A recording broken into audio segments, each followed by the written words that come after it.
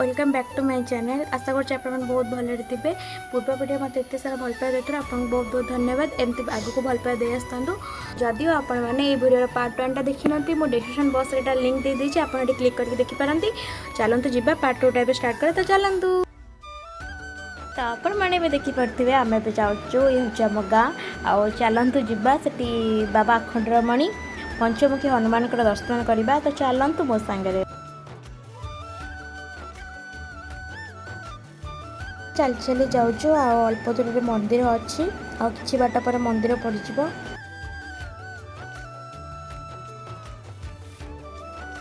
तो फाइनाली आम आसी मंदिर में पहुँची गलु।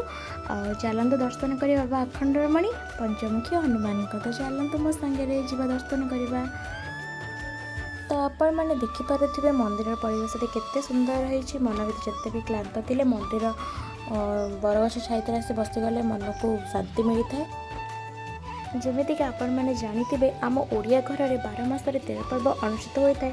सेमती बाबा अखंडरमणि मंदिर में समस्त पर्वपर्वाणी पालन कर बड़ बड़ आनुष्ठानिक कार्यक्रम होता है।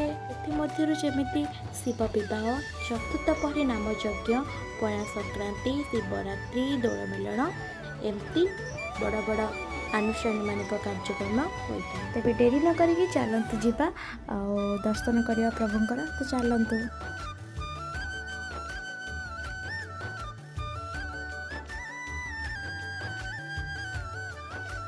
मैंने बाबा अखंडरमणि दर्शन कर।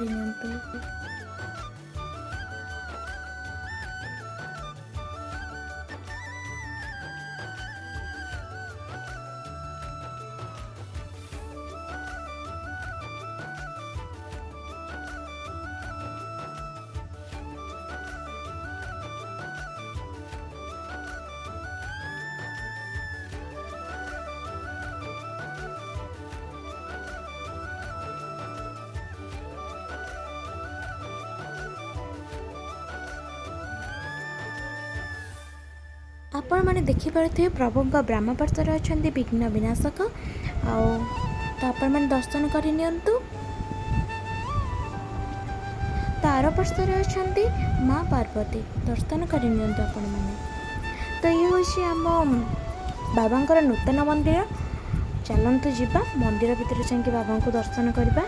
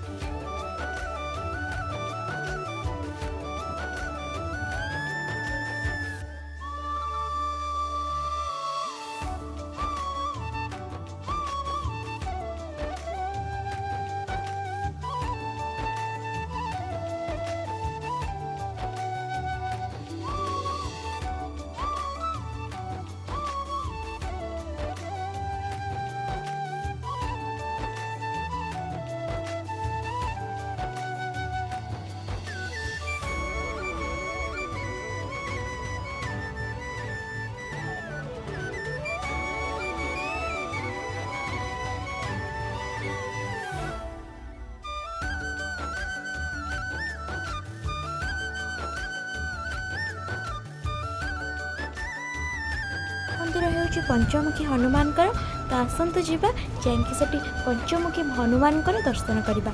तो आसतु मो सांगे।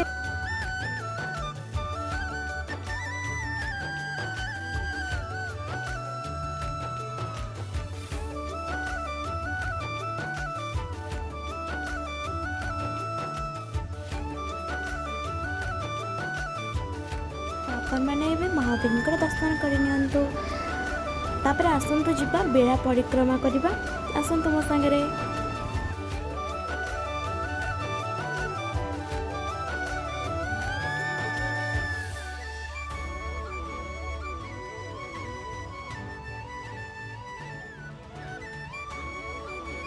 तो मुझे आसी घरे पहुँची गली। आशा कर भिडियोटा आपको आज बहुत भल लगे। तो भल लगे लाइक शेयर सब्सक्राइब करने जमा भी भूलें। रोची नमस्कार, जय जगन्नाथ।